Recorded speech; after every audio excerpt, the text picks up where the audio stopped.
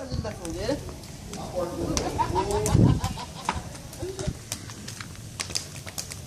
Ai, nem pegou desse lado ainda, hein?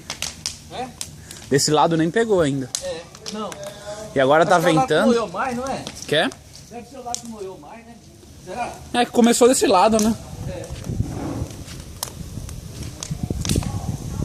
E agora tá batendo vento.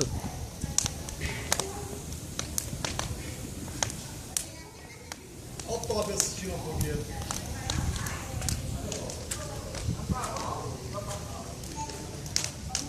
E aí, Toby?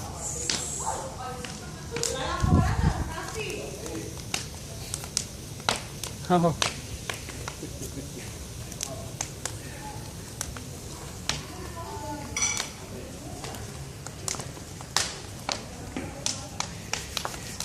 Espantou um pouquinho o frio.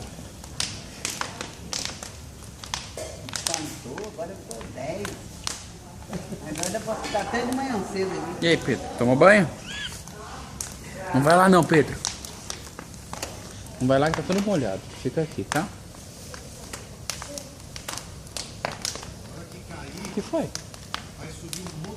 Tá gostando da fogueira? É, vai. É. Tá gostando? Já tinha visto fogueira assim? Vê se puder pegar o momento, Já? hein?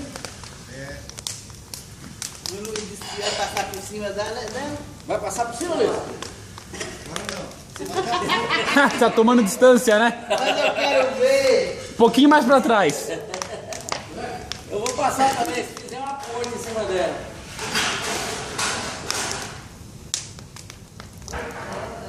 Esse lado aqui tá quase arrebentando, eu acho.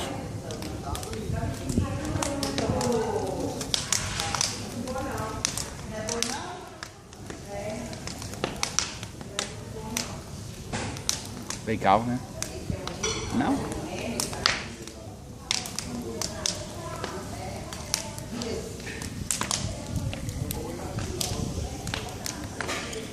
Ele não morde. Eu sei que não, mas ele tá sujo. É.